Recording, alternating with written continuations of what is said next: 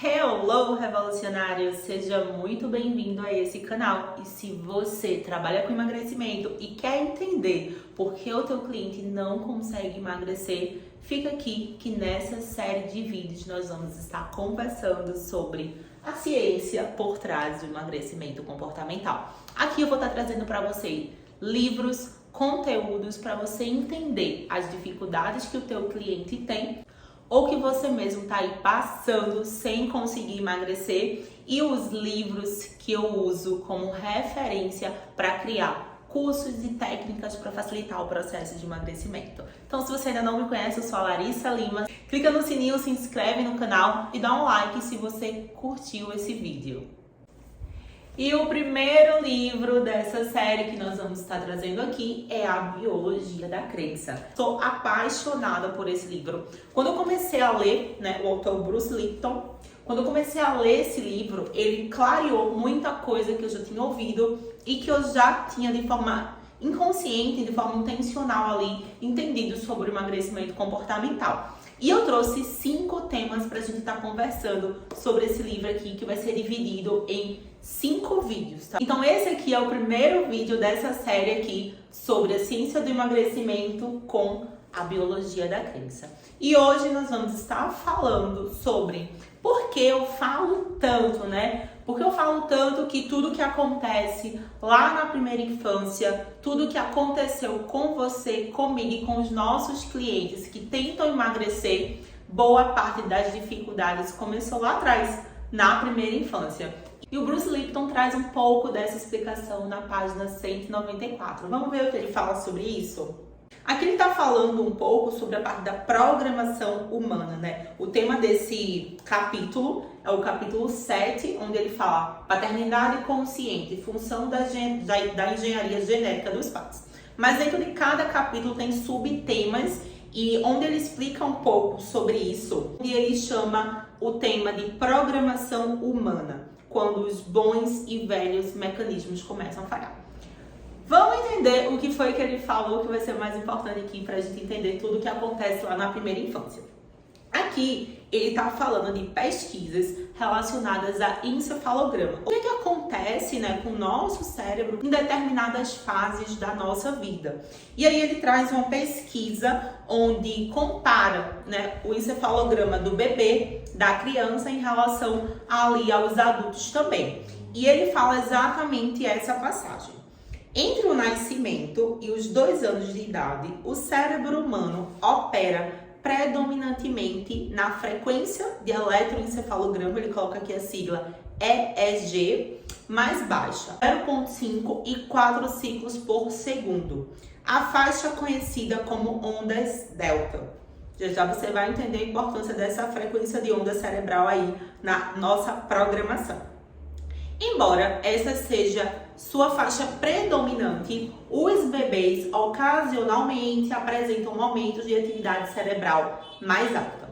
Crianças começam a entrar em níveis de atividade de ECG mais alto com o chamado teta, com mais frequência e durante períodos mais longos, entre 2 e 6 anos de idade. Ou seja, as crianças, diferente lá dos bebês, elas já têm uma frequência de onda cerebral diferente, que é a frequência de onda teta.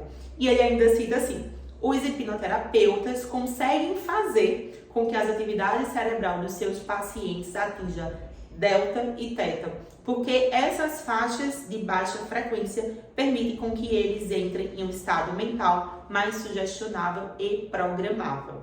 O que é que isso quer dizer?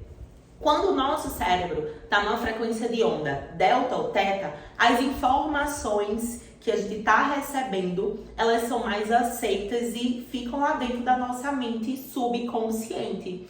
E olha que engraçado, que coincidência. Além de outros mecanismos que eu vou estar mostrando para vocês, que são referenciados em outros livros, aqui ele mostra que os bebês, eles vivem a maior parte do tempo em onda delta, ou seja, ele está captando e armazenando todas aquelas informações que estão ali. Já as crianças entre 2 e 6 anos de idade, ela altera um pouquinho essa frequência de onda cerebral, sobe um pouco mais, mas ainda fica ali no teta.